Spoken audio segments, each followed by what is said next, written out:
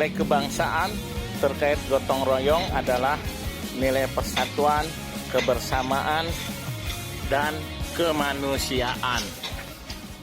Gotong royong merupakan nilai Pancasila yang tercermin dalam sila keempat. Gotong royong dulu sangat mengakar di budaya masyarakat Indonesia. Namun seiring dengan perkembangan zaman, mulai dilupakan dan kurang dipraktekkan dalam keseharian. Sebagai bagian dari alumni IKAL Lemhanas, wajib terdepan dalam gotong royong. Bagaimana budaya gotong royong ini bisa jadi praktek keseharian? Maka harus dilakukan enrichment culture atau pengayaan culture.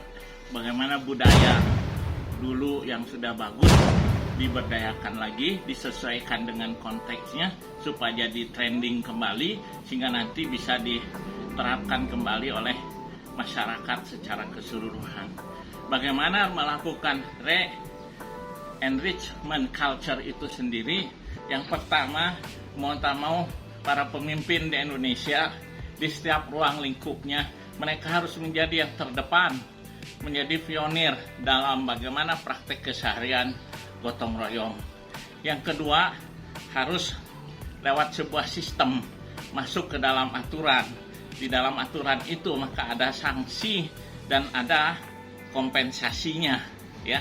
Diatur misalkan dia aturan mewajibkan, siapa yang tidak ada sanksi.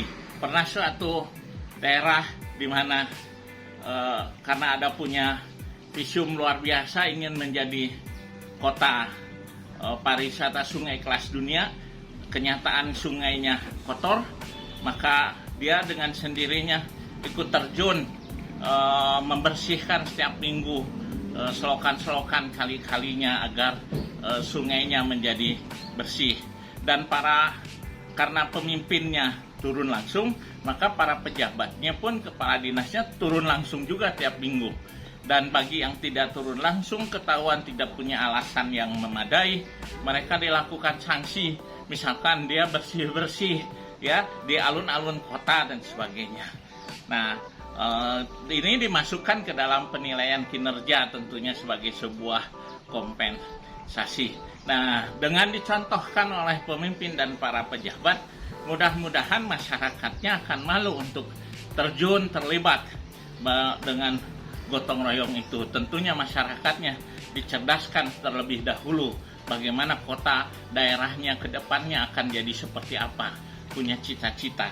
Jadi tidak hanya sekedar membersihkan sampah saja, tapi dia terbayang dari membersihkan ini akan mewujudkan sesuatu cita-cita yang luar biasa. Mari ya kita contohkan di pimpinan, kemudian dengan sistem, dan tentunya yang paling penting adalah melakukan internalisasi.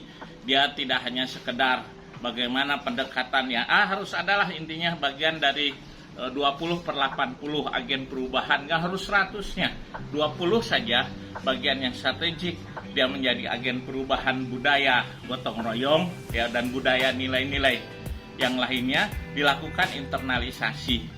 Tidak cukup hanya dengan sosialisasi yang merupakan hanya sebatas kesediaan, tidak cukup dengan fakta integritas hanya kesediaan, dan tidak cukup juga untuk yang bagian 20 ini dengan hanya identifikasi, yaitu pendekatan karena dari sistem, karena ada sanksi mereka bergerak. Itu tidak cukup seperti itu, tapi harus lewat internalisasi, yaitu bagaimana datang dari kesadaran diri mereka, yaitu internalisasi, pendekatan lewat bawah sadar sehingga menjadi sebuah perilaku otomatis. Jadi kalau internalisasi, jadi kalau ada 100 orang pasti itu adalah saya salah satunya. Kalau ada 20 orang, saya salah satunya. Kalau ada 5 orang, saya salah satunya. Kalau ada 2 orang, saya salah satunya. Kalaupun tidak ada orang lain, saya adalah yang akan melakukan gotong royong.